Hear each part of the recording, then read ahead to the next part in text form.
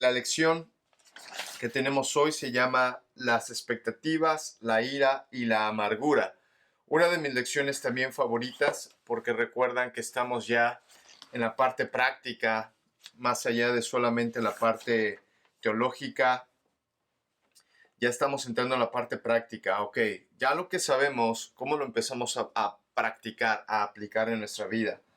Por eso la lección de hoy, que se llama expectativas, ira y amargura, nos va a pisar los callos, nos va a empezar a poner el punto en la i, como decimos. Vamos a empezar a hablar de cosas ya más específicas. Entonces, hemos hablado de que la ira es una emoción, es algo neutral. La ira es algo que sentimos cuando hay expectativas que no se han cumplido, cuando hay promesas que no se hicieron o no se cumplieron.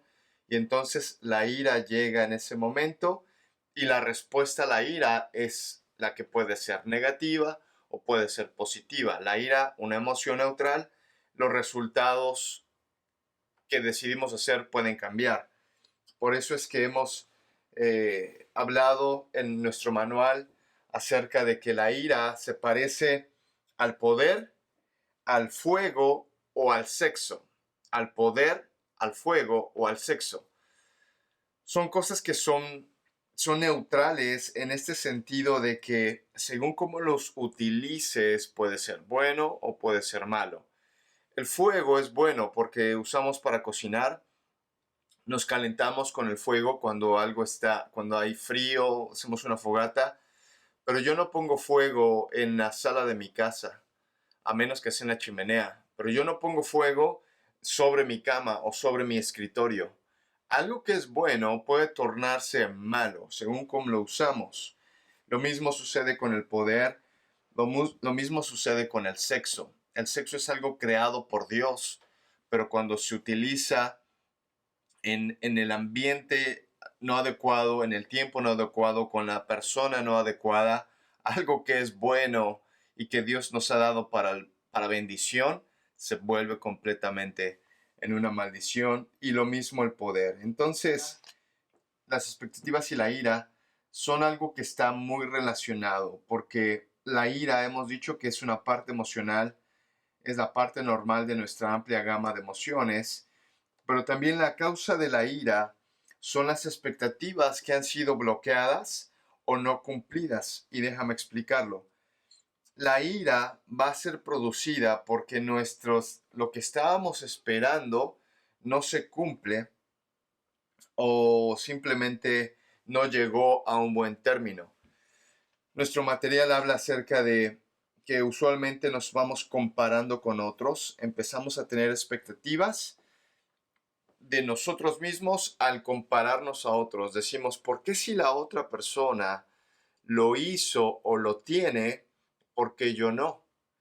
Y entonces empezamos a poner expectativas de que yo puedo llegar a ser como esa persona. Otro punto que nos pone en nuestro material acerca de expectativas causadas por promesas. Entonces, si tú me prometiste que vas a hacer algo o que me vas a dar algo, obviamente la expectativa se despierta. Y entonces cuando esa promesa no se cumple, llega el lugar de la ira. El switch de la expectativa llega ahora a ser ira. Cuando mi expectativa de llegar a ser como alguien o de tener lo que otras personas tienen y no lo tengo, la expectativa ahora tiene lugar a esa ira, a esa comparación de por qué tú sí, por qué yo no. Eh, y también obviamente nos habla de que algunas expectativas van a ser el resultado de necesidades válidas o necesidades correctas que están sucediendo en nuestras vidas. Por ejemplo, el autor nos pone la necesidad válida que tengo de ser amado, la necesidad correcta que tengo de ser aceptado, de estar seguro. Entonces, cuando mi expectativa es ser amado y no se cumple, mi reacción va a ser ira. Cuando mi expectativa es estar seguro o pertenecer y no se cumple, otra vez.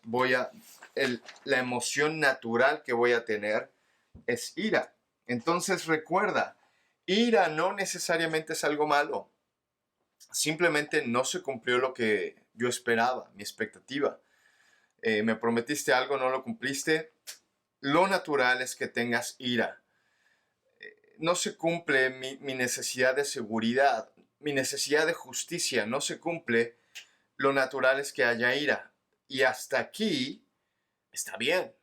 Hasta aquí estamos actuando emocionalmente de una forma normal, de una forma que todos debemos estar respondiendo.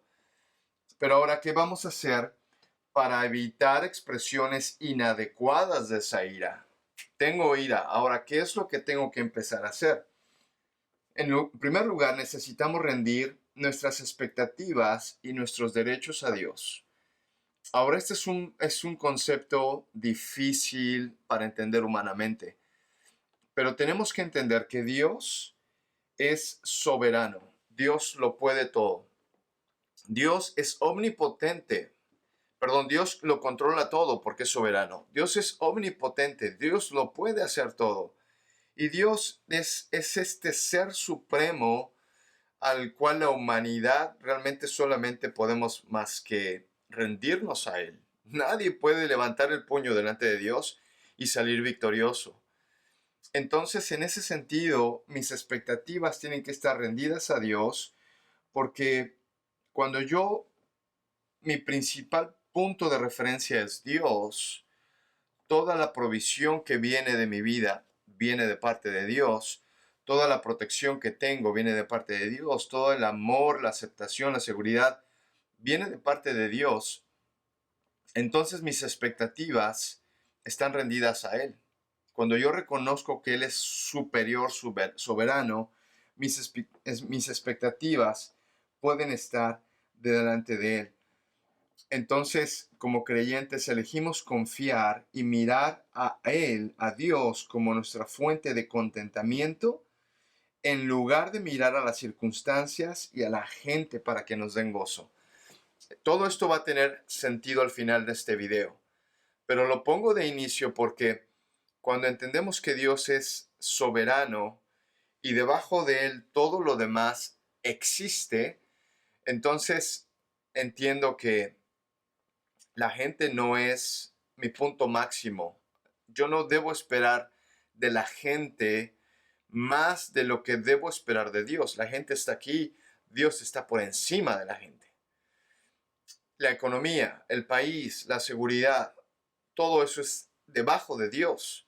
Por eso es que cuando yo rindo mis expectativas, la expectativa tiene que perforar a las personas, tiene que ir más allá de las personas, tiene que ir más allá de las circunstancias económicas de un país, de una sociedad, sino que mis expectativas tienen que seguir subiendo y tienen que seguir subiendo hasta el lugar correcto, que es Dios.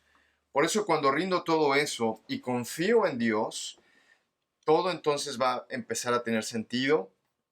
Cuando las expectativas no se cumplen, la ira empieza a tomar su lugar. La ira empieza a empieza a cubrir la expectativa que no se ha cumplido.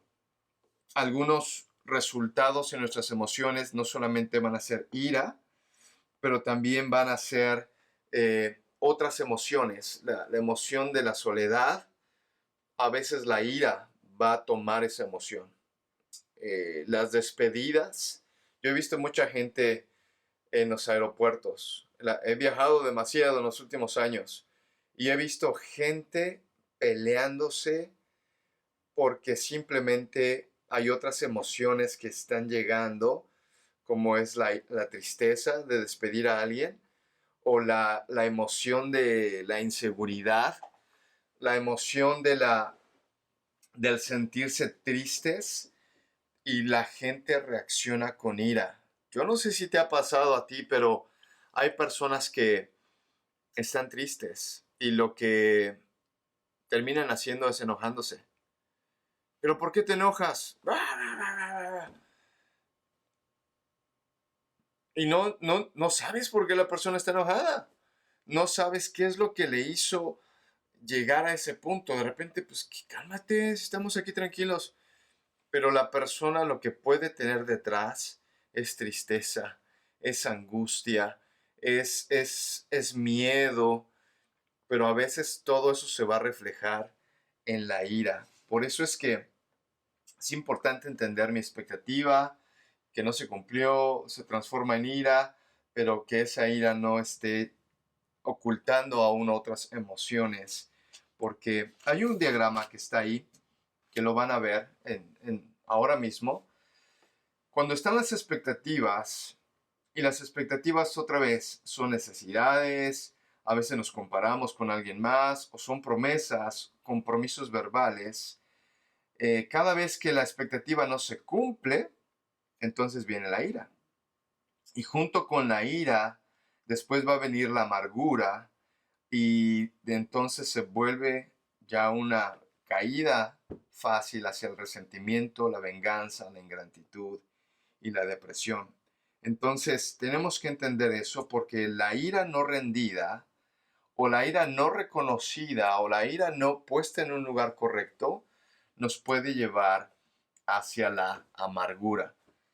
Fíjate lo que dice Efesios 4:31, nos dice: abandonen toda la amargura, ira o enojo, gritos y calumnias y toda forma de malicia. Más bien, sean bondadosos, compasivos unos con otros y perdónense mutuamente, así como Dios los perdonó a ustedes. Cuando no tratamos con nuestra ira de la manera apropiada, entonces la ira se va a convertir en amargura. La ira no identificada se va a convertir en amargura. Y Efesios 4:31 lo acabamos de leer. Vamos a leer ahora Hebreos 12:15. Dice: asegúrense de que nadie deje de alcanzar la gracia de Dios, de que ninguna raíz de amargura o raíz amarga brote y cause dificultades y corrompa a muchos. Entonces, está bien tener ira, es una emoción correcta, pero conténla, contrólala, llévala a un buen término. Cuando no es llevado a un buen término, va a terminar en una amargura. Y a veces la amargura va a ser demostrada en nuestro comportamiento, va a ser demostrada o va a estar infectando a otras personas. Recuerda esto. Efesios nos habla de identificar la ira, cuidar la amargura, pero también nos habla de perdonar. Y perdonar, ahora vamos a hablar de ello, pero perdonar es liberar a la gente de, de esa expectativa, de lo que nos prometieron, no lo cumplieron, liberar a la gente porque es la obra de Dios, dice nuestro material, tratar con las acciones de otros, no nuestro lugar. Si alguien te defraudó, si alguien no cumplió lo prometido, tienes razón en enojarte, pero en cuanto te enojas, lo identificas y perdonas, entonces ya no vas a ese lugar de la amargura, sino que entiendes que Dios, que está por encima de todo, Dios va a tomar lugar a esa venganza o a esa retribución de la persona. Pero está en nuestro lugar soltar la ira y no caer dentro de la amargura, porque la amargura, la ira que no es resuelta, nos conduce a la amargura, cuando la amargura es el resultado de un derecho que entendíamos que era nuestro, pero que ha sido violado. Yo tenía derecho a ser cuidado cuando era niño. Yo tenía derecho a ser amado. Yo tenía derecho y no lo hicieron conmigo y entonces ahora vivo en amargura porque no me dieron lo que yo necesitaba. Cuidado. Identifica tu derecho. Pero ahora que eres adulto, entonces dices: Dios, las personas que me hicieron daño, tú trata con ellas porque yo no puedo, porque no tienen la capacidad, porque no están cerca de ti. Y eso solo es un ejemplo sencillo de abuso infantil, de abuso no solamente sexual, pero o negligencia que alguien tuvo con alguien más.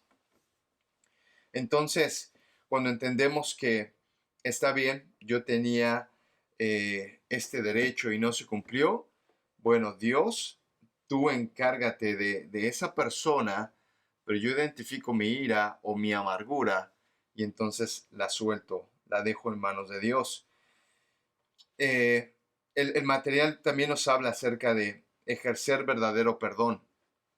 Cuando alguien nos ofende, ya sea en el trabajo, ya sea en la familia, alguien nos ofende en palabras, en hechos, y decimos, está bien, ya, lo paso por alto, te perdono.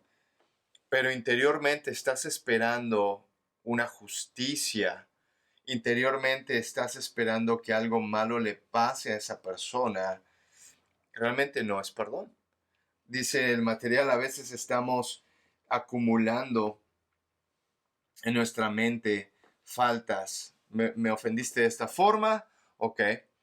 Entonces, sí, te perdono, pero realmente no la sueltas, sino que la persona viene nuevamente, te vuelve a ofender o suceden una cadena de eventos en los cuales tú, en vez de ir y resolver el asunto, solamente vas acumulando, vas acumulando, vas acumulando, vas guardando en tu vida faltas y faltas y faltas. Y por dentro lo único que estás esperando es que esa persona le vaya mal, o esa persona sea destituida de su puesto de trabajo, o esa persona tenga algo que la haga pagar por toda esa conducta. Si tú no has perdonado y vas guardando, vas colectando todo eso, tú no te das cuenta, pero lo que está pasando en tu vida es que estás coleccionando amargura. Cuando estás esperando que esa persona que te ofendió le vaya mal, lo único que tú has ido colectando es amargura. Y ahora la amargura está en tu persona porque entonces estás esperando que le vaya a alguien mal para tú tener la alegría o la justicia que estabas esperando. Porque tú dejaste de ver a Dios como el soberano y ahora tú crees que otras circunstancias te pueden devolver esa alegría. Que le vaya mal a alguien, entonces ahora tú estás esperando ese momento para sentirte alegre. Pero déjame decirte algo, sigue esperando ese momento y a lo mejor ese momento llega, pero lo que tú has puesto en tu persona es amargura. Y ahora, si esa respuesta favorable, ese resultado que esperabas, que alguien fuera castigado, no llega, o la persona simplemente sale victoriosa, o tú no lo viste, déjame decirte que tú no solamente la guardaste en la amargura, sino que vas a vivir con la amargura. Y eso te va a llevar a otros lados. La amargura causa esclavitud emocional, esclavitud física y esclavitud espiritual también. Cuando estamos amargados con una persona, pensamos que la estamos hiriendo, pero la verdad es que el daño es nuestro.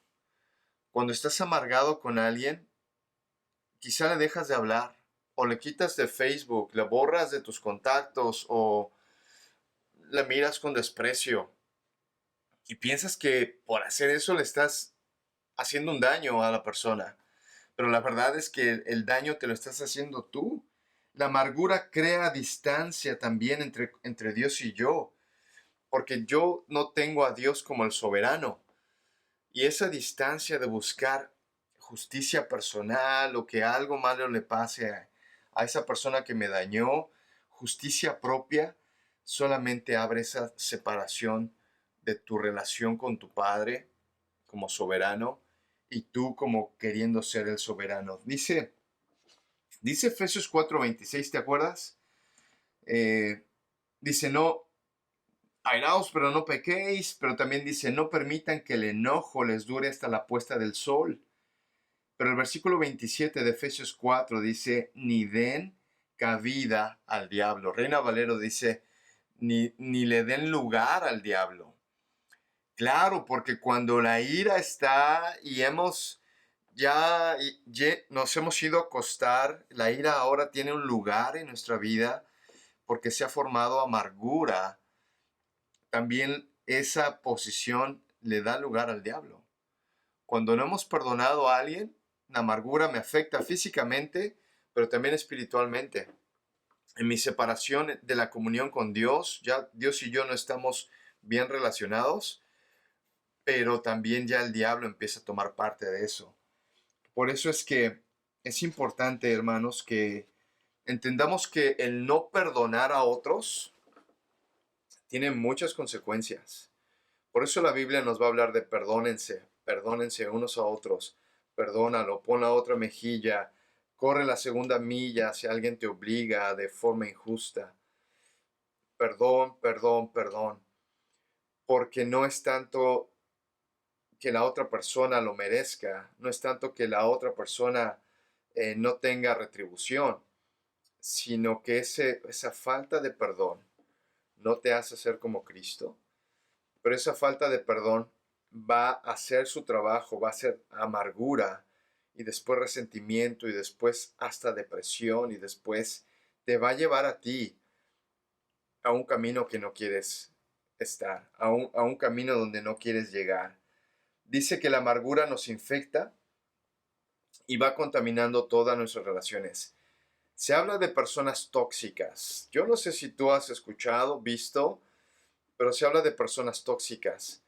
Personas a las cuales la amargura les ha ya impactado tanto que son personas que critican todo. Cuando hay una idea, no, pero, y son negativas y van a criticar, siempre van a buscar el lado oscuro. Y ahora, a mí me gustan personas a mi alrededor, en mi equipo, que me digan, hey, pero has considerado esto, has visto el otro, pero no me gustan personas cerca de mí que siempre están buscando algo malo, que siempre están tratando de ponchar el globo, porque son personas que tienen amargura, personas que son criticonas, personas que son cínicas, personas que son odiosas, personas que aún su mismo rostro habla de dureza. ¿Sabes? Son personas a las cuales la amargura ya les tomó y ahora hay mucho más en sus vidas que solamente ira, sino ya hay amargura, ya hay resentimiento, deseos de venganza, depresión. Así que por eso es que Efesios 4:32 nos habla de que seamos bondadosos unos con otros, de que siempre perdonemos unos a otros. La amargura no solo nos afecta personalmente, sino también va a afectar tu relación con otras personas, en tu matrimonio, en tu relación con tus hijos, en tu relación con la gente con la que trabajas. Más bien este estudio nos está dando una alerta para que no lleguemos a ser personas así. Y si llegamos a lidiar con personas así, saber cómo ayudarles. Ahora, si tú tienes amargura en tu vida, si te das cuenta que criticas todo, que en vez de ser positivo o positiva, no, todo te cae mal, simplemente estás criticando, eres cínica, ¿no? En tus respuestas, en tus acciones. Ojo, puede haber que haya mucha amargura en tu vida. Por eso es que la decisión de perdonar es algo que tenemos que practicar constantemente. El perdón, las personas no necesariamente lo merecen, pero yo tengo que decidir perdonarles. ¿Por qué? Porque la Biblia así nos lo manda. Efesios 4:32 dice más bien, sean bondadosos y compasivos unos con otros. Perdónense mutuamente, así como Dios los perdonó a ustedes en Cristo. ¿Hasta cuánto tienes que ir para poder perdonar a alguien más? No deben pasar 24 horas. Airaos, pero no pequéis, no se ponga el sol sobre vuestro enojo. ¿Tu expectativa no se cumplió? ¿Alguien te ofendió? ¿Alguien te hizo algo? Bueno, Enójate, pero inmediatamente resuélvelo. Habla con la persona, ¿sabes? Estoy molesto porque tú no hiciste lo que me dijiste que ibas a hacer. Estoy molesto porque tú no cumpliste esta expectativa. Yo estaba esperando esto de ti y no lo hiciste. ¿Qué pasó? No, no, no, pero es que, y si la cosa no se soluciona, tú decides perdonar. Tan pronto como que, ok, sabes que no lo hiciste y ni siquiera te das cuenta del error, listo, no pasa nada. Yo te perdono. Te perdono, listo. No, no, pero no, ya, hasta ahí llegué. ¿Por qué? Porque a veces nuestras expectativas no se van a cumplir y vamos a enojarnos, pero yo no quiero llegar a amargura. Yo no quiero ir más allá. Yo simplemente te dije, esperaba esto de ti y no lo hiciste, me molesta, pero al final del día no quiero vivir con esto. Te estoy hablando a ti porque si tú estás casado, si estás con otra persona que es pecadora viviendo contigo como tú eres, y entonces sea tu esposo o tu esposa, no te dan lo que estabas esperando en muchas etapas o en muchas áreas. Si eso no sucede, ¿sabes qué tienes que hacer? Háblalo. ¿Sabes qué, mi amor? Yo pensé que iba a pasar esto. O yo pensé que ibas a hacer o me ibas a dar y la verdad, estoy molesto. Y la otra persona quizás estaba a decir, wow, yo nunca pensé que estabas esperando eso o no lo hice para qué. Pero en el momento en que hablas de tu enojo, lo resuelves hablando, no parando la trompa, no dando indirectas, no azotando la puerta, no, a ver, adivina que estoy enojado.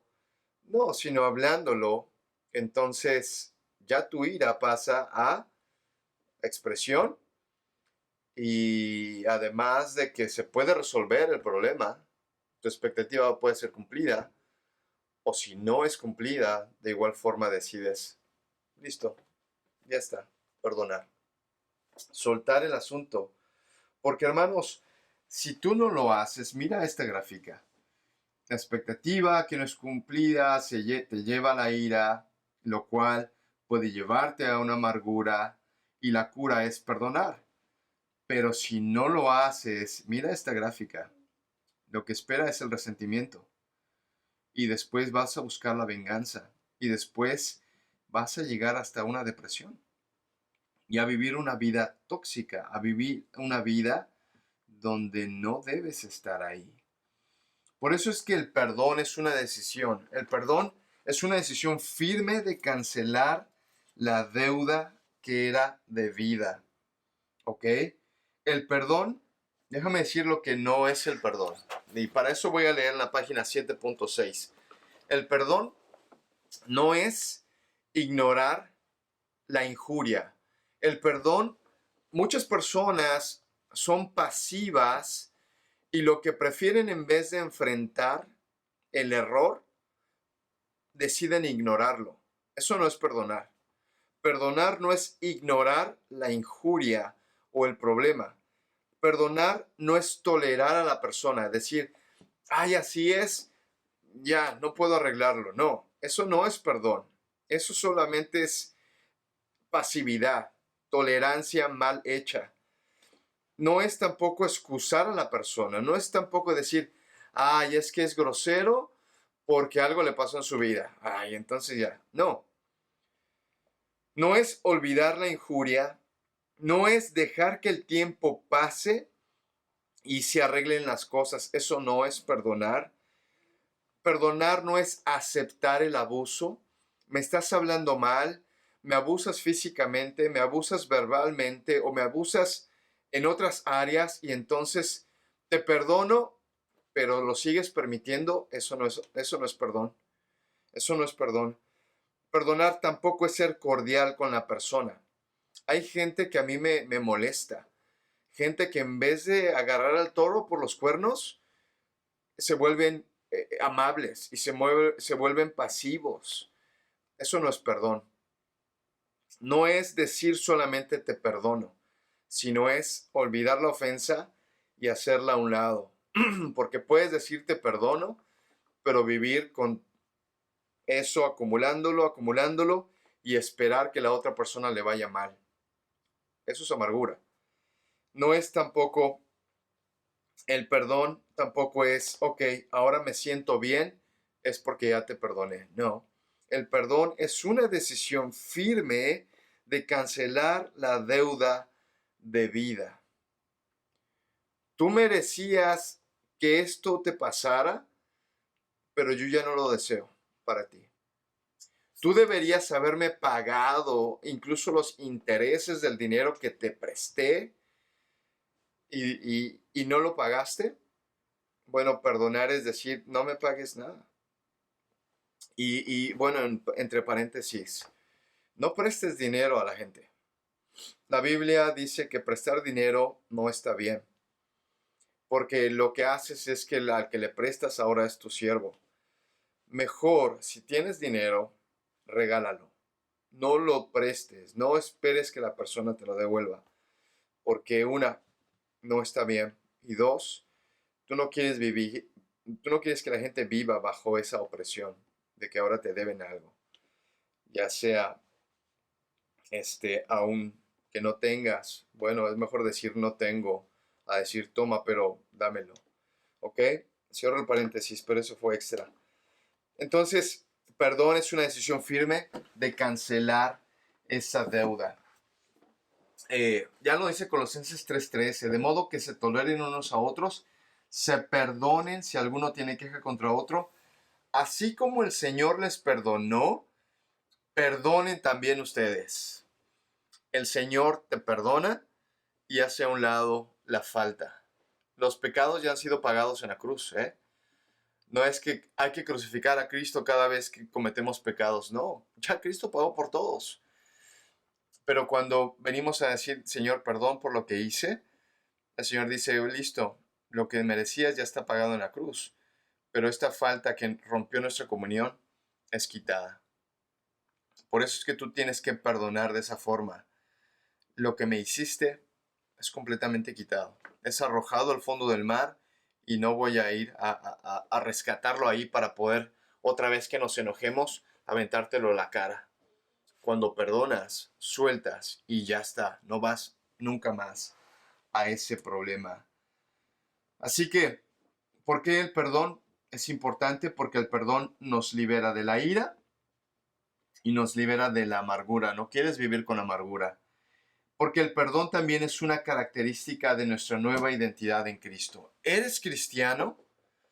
¿Amas a Dios? Demuéstralo. No solamente abriendo tu Biblia, cantando himnos o alabanzas, levantando tus manos. Un seguidor de Cristo también se identifica, ¿sabes cómo? Cuando perdona. Porque eso es lo que Cristo nos pide hacer. Un cristiano no solamente predica el evangelio, toca la puerta, un cristiano perdona. Entonces, si en el trabajo alguien te ofende y tú vas con la persona y dices, ¿sabes qué? Me ofendiste por esto. Sin embargo, la reacción que tú quieras hacer, no pasa nada, porque mi deber, según Mateo 18, es venir y decirte la falta, lo que me hiciste, pero independientemente de tu respuesta, yo ya te perdono. Ahí entonces la gente va a decir, wow, ¿qué le pasa a esta persona? ¿Por qué eres así? El perdón es más que una conducta exterior. El perdón no solamente es una conducta exterior, no es solamente algo que se hace por fuera, pero también déjame decirte lo que es el perdón. Te dije que no es el perdón. Déjame leerlo porque me lo salté. El perdón sí es. El perdón es una decisión firme y se renuncia a todo derecho a lo debido y se declara a la persona completamente exonerada. Fíjate lo que dice. El proceso del perdón incluye reconocer la ofensa ante Dios. Dios, yo estoy enojado con esta persona. Ok. Déjame reconocerlo. 2. Expresando a Dios la manera cómo te sentiste. Porque recuerda que Dios es soberano y es a Él con el que vas primero. Reconoces que, sabes, mi esposa o mi esposo no cumplió esto conmigo, Dios, y yo la verdad me siento enojado. Me siento triste porque no celebró mi cumpleaños. Me siento triste porque no me dijo que me quiere o porque no me mandó un texto o porque hizo tal cosa.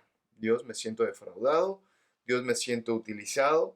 Dios, me siento no valorado. No demás. Tú pone la etiqueta.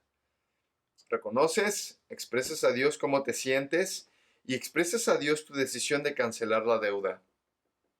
Dios, yo me siento mal porque esta persona hizo esto conmigo, pero Dios, yo me pongo de acuerdo contigo porque tú me pides que le perdone. Me pongo de acuerdo contigo y yo lo voy a perdonar.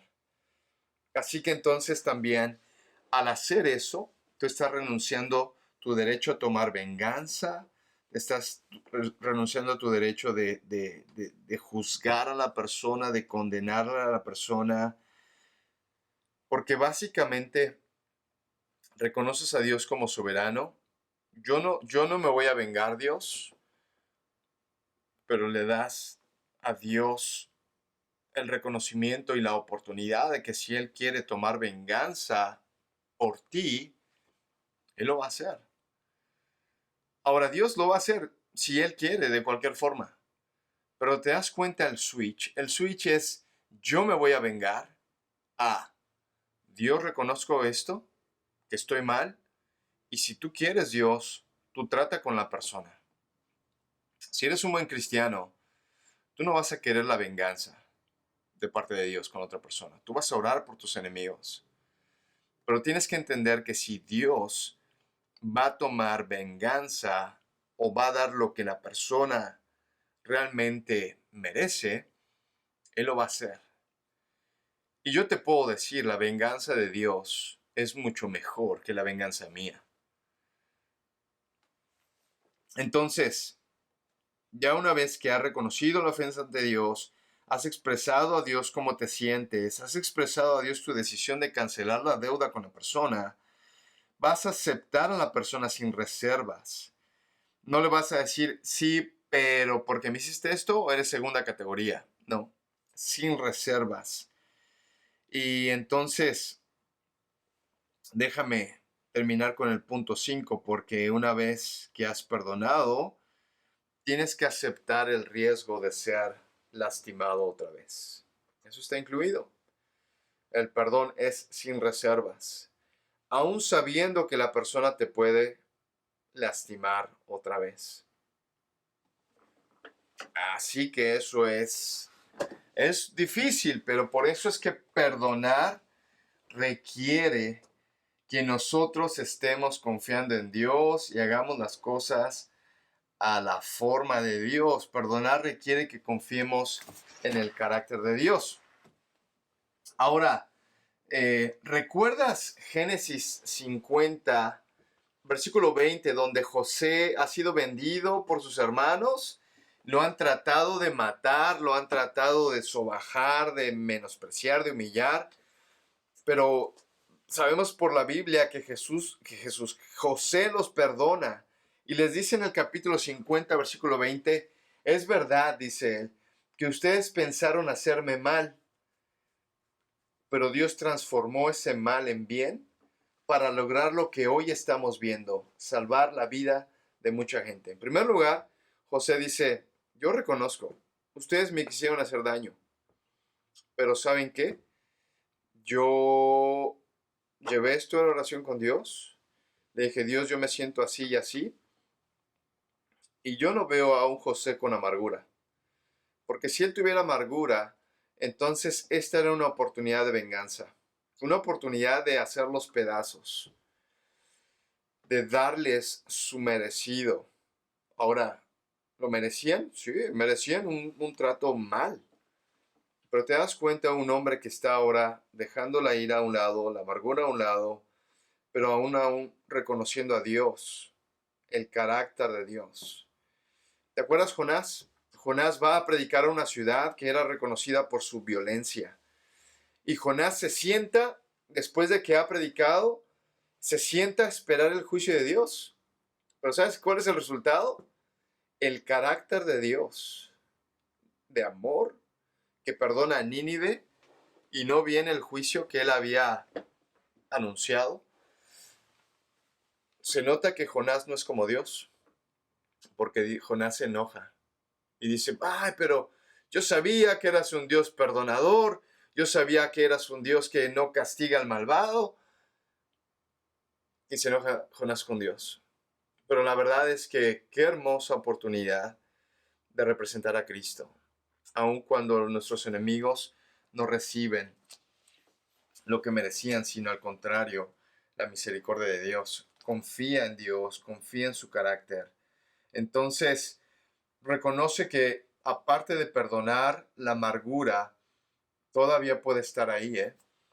La amargura puede permanecer en la penumbra. Por eso es que entonces este deseo de perdonar es un constante, es cuando mi esposa y yo llegamos a discutir, tenemos algunas diferencias, hemos aprendido que el más tiempo que tardamos en hablarlo, lo más duro que la situación se vuelve.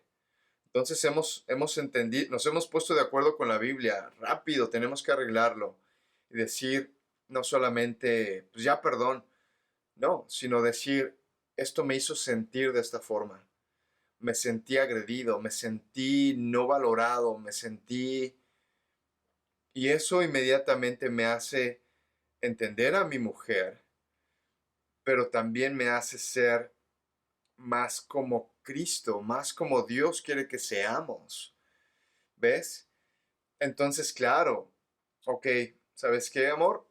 Ya está. Vayamos y terminemos con eso. Pero después de un tiempo, vuelve a haber otro conflicto. Es una oportunidad para sacar aquello. ¿Te acuerdas de hace un mes? Órale. Y ahora lo uso para volverte a atacar. Esa no es una buena posición. Lo perdonado, perdonado está. Échalo hacia afuera. Y como pareja incluso hemos hablado de que no, espérame, no traigas eso a la mesa porque ya es cosa del pasado. Pero ten cuidado, porque vas a ser tentado o tentada a que lo que ya perdonaste lo vuelvas a traer, lo vuelvas a usar y te vuelva a alimentar esa amargura. Ten cuidado, no lo permitas. Lo perdonado, perdonado está y sigue adelante. ¿Qué pasa? ¿Qué pasa si esta amargura es delante de Dios? Sabes, es interesante. La amargura puede aún ser en contra de Dios, porque tienes expectativas de Dios, porque piensas que el haber hecho tal o cual cosa, ahora Dios te tiene que responder. Y eso lo vamos a hablar en otras lecciones más adelante, pero a veces pensamos que Dios tiene una deuda conmigo porque yo ahora he dedicado mi vida a Él. Como pastor, he escuchado mucha gente que dice, pero ¿por qué a mí me va mal? Si yo ayudo a la gente, si yo predico el Evangelio, si yo he cambiado mi vida, he dejado de fumar, he dejado de tomar, he dejado esto, ahora ¿por qué me va mal a mí? Y esa amargura o esa ira la pueden tornar hacia Dios, porque pensaron que por hacer eso, ahora Dios tiene que responderles. Pensaron que por haber hecho cosas buenas, ahora Dios tiene que darle cosas buenas también. Y a veces la ira está en contra de Dios. ¿Por qué Dios haces esto si yo he hecho lo otro? Ahora, hay un caso en la Biblia, hay varios casos en la Biblia de gente que se pelea en contra de Dios. Por ejemplo, Salmo capítulo 13. Fíjate lo que dice el salmista. En Salmo capítulo 13, el salmista le dice, ¿hasta cuándo, oh Señor, me olvidarás para siempre? ¿Hasta cuándo, Dios, esconderás de mí tu rostro? Le dice. ¿Hasta cuándo me vas a huir? ¿Hasta cuándo vas a huir de mí? ¿Hasta cuándo he de tomar consejo en mi alma, teniendo pensar en mi corazón todo el día? ¿Hasta cuándo mi enemigo se enaltecerá sobre mí? Ahora yo estoy siendo medio, usando emociones al leer esto. Pero el salmista está enojado con Dios, le está diciendo, ¿hasta cuándo vas a responder a mi clamor? ¿Hasta cuándo vas a hacer que mis enemigos se rindan ante mí? Se está quejando contra Dios. Yo no sé si te ha pasado, yo me he peleado con Dios. Yo he estado enojado con Dios.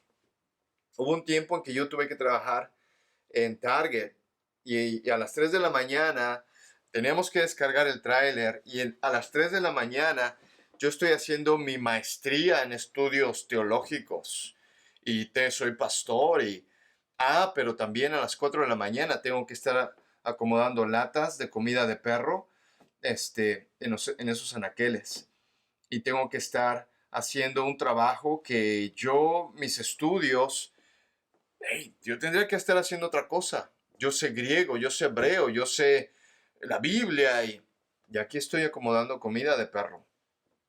Yo te confieso, yo me peleé con Dios varias veces a las 4 de la mañana diciendo, Dios, ¿por qué si yo he estudiado teología? ¿Por qué Dios si yo he sido líder de esto, he sido líder del otro? ¿Por qué estoy aquí a las 4 de la mañana acomodando esta comida de perro? Y no hay ofensa, ¿eh? Acomodar comida de perro no tiene nada de malo. O comida de humano, no tiene nada de malo. Pero te das cuenta, yo me estaba colocando a mí mismo en un lugar de yo no debo estar haciendo esto. Y me peleé contra Dios. Ahora déjame decirte algo. Yo no gané, ni ganaré.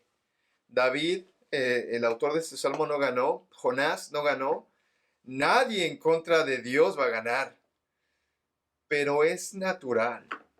Es natural que a veces tus expectativas no cumplidas resulten en ira. Pero cuando estás enojado contra Dios, bueno, otra vez, exprésalo. Dile a Dios, Dios, ¿sabes? Estoy enojado contigo. Sé que no voy a ganar, pero Dios, estoy mal. Y cuando lo reconoces y te inclinas ante Dios, mira lo que dice el mismo Salmo en el versículo más adelante. Dice, mas yo en tu misericordia he confiado. ¿Hasta cuándo, Señor? Mas en tu misericordia he confiado. ¿Hasta cuándo, Señor? Pero mi corazón se va a regocijar en tu salvación. Señor, estoy enojado contigo. Pero después que lo expresé, Señor, estoy de acuerdo contigo. Yo no sé tú qué tienes. Yo no sé qué vas a hacer en mi corazón, pero voy a alabarte, voy a cantar salmos a ti. Porque mira, con eso termino. El perdón principalmente es para nuestro beneficio. Porque el perdón nos va a traer sanidad emocional. ¿Sabes? Alguien que es emocionalmente sano no es alguien que no se enoja, no es alguien que no se siente triste, es un ser humano que tiene ira, tristeza, soledad, desesperación, pero alguien que es emocionalmente sano es alguien que lo reconoce y trabaja con ello. Alguien que no es emocionalmente sano es alguien que vive con todo esto, enojado, solo, deprimido, triste. Emocionalmente lo identifico, pero trabajo con él. También, si yo estoy liberado del perdón, mejor dicho, liberado de la ira a través del perdón, voy a tener relaciones más sanas. Voy a hacer la paz vas a hacer las paces con tus padres, tus hermanos, tu familia extendida, hasta con el vecino. Cuando le has decidido perdonar, tus relaciones van a ser más sanas. Vas a tener una mayor intimidad con Dios. Vas a poder decirle a Dios, Dios, estoy enojado. Te puse el ejemplo con mi esposa. Cuando llegamos a hablar de decir, ¿sabes qué? Esto que hiciste me hizo sentir así. Lo único que está pasando es que nuestra intimidad está creciendo. Hey, discúlpame, yo no sabía que darte la espalda en la noche para dormirme te ofendió o te hacía sentir mal. Entonces ahora, en vez de darme la vuelta, te doy un besito, te abrazo y listo. ¿Ves? La intimidad empieza a crecer. También hay sanidad física. La gente que vive en amargura físicamente está deteriorada. Físicamente el pecado afecta, hermanos. Entonces, libérate de eso. Y también te libera, el perdón te va a liberar de una opresión espiritual. ¿Sabes? Cuando no has perdonado, Satanás, cuando tú te vas a dormir enojado, ¿sabes quién está ahí a tu ladito? Satanás. Y está gozando tu enojo. Y está disfrutando que no hayas pedido perdón, está disfrutando que solamente se haga más fuerte ese fuego de la ira, porque él sabe que lo va a usar. Una, para que tú no veas a Dios, te veas a ti, pero también para que tú alrededor, en vez de que seas sal, seas kriptonita, seas dinamita, seas algo que está dando infección. Entonces, espero que esta lección te sirva y que, bueno, podamos platicar un poquito más al rato, ¿ok? Dios te bendiga, sigue leyendo, nos vemos.